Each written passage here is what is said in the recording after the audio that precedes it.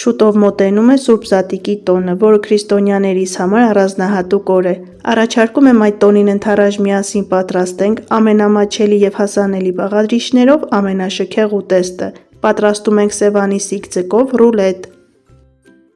Եթե ձուկը պատրաստեք այս եղանակով, վստահեցնում եմ, որ բոլոր համտեսողները միանգամից բաղադրատոմս են խնդրելու, քանի որ պատրաստման նման տարբերակ ոչ մի տեղ չկա։ Տեսեք ինչ հյութալի է ստացվել եւ որքան գեղեցիկ կտրվածք ունի։ Ռուլետը պետք է փաթաթենք թարխունով, կարագով եւ կիտրոնով։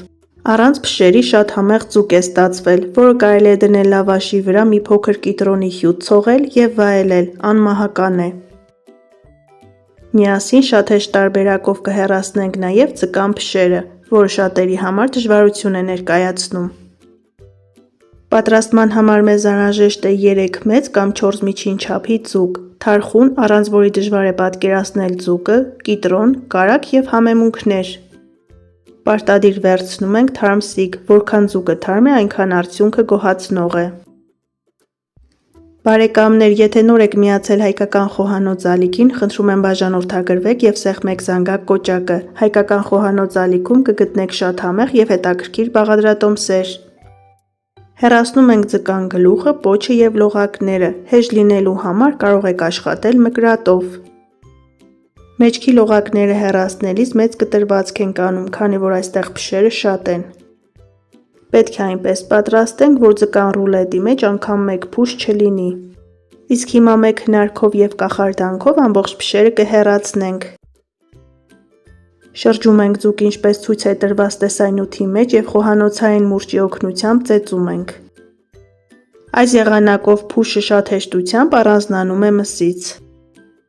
Սուր դանակի օգնությամբ այսպես առանձնացնում ենք փուշը մսից, պոչի հատվածից քաշում ենք ողնաշարը եւ հեռացնում ենք, հեշտ եւ պարզ տարբերակ։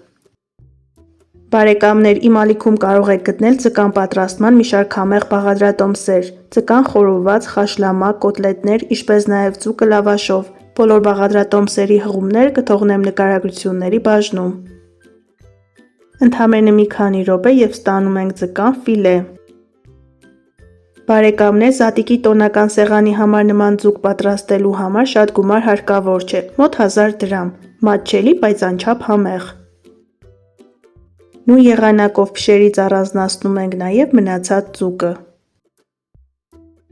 Իսկ դուք երբևէ պատրաստել եք սիկ ձուկը նման տարբերակով, շատ հետաքրքիր է, գրեք մեկնաբանություններում։ Այս եղանակով կարելի է պատրաստել նաև իշխան ձուկը։ Յուրաքանչյուր հաջորդ անգամ ձուկ ավելի հեշտությամբ կառանձնացնեք փշերից եւ կհմտանաք այս գործում։ Ողնաշարը հեռացնելուց հետո միսը ձեռքով շոշափում ենք, որպեսզի վստահ լինենք, որ փշեր չեն մնացել։ Ձուկը նախապատրաստելուց հետո սկսում ենք համեմել։ Կարող եք միանգամից վերցնել ձկան համար նախատեսված համեմունքների փունջը կամ համեմել ըսճաշակի։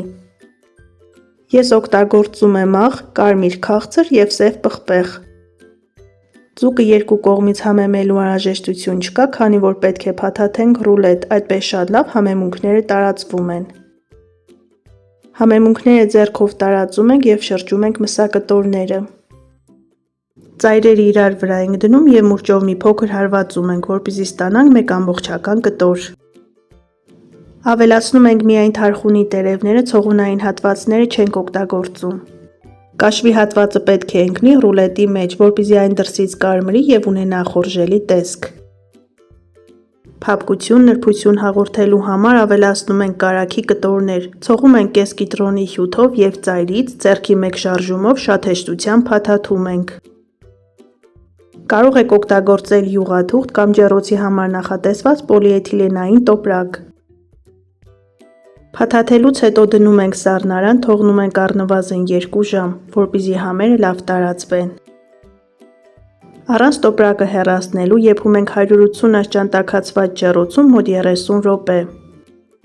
Կես ժամ եփելուց հետո հեռացնում ենք տոպրակը, դնում ենք ջեռոց եւս 5 րոպե, որպեսզի ռուլետը գեղեցիկ կարմրի։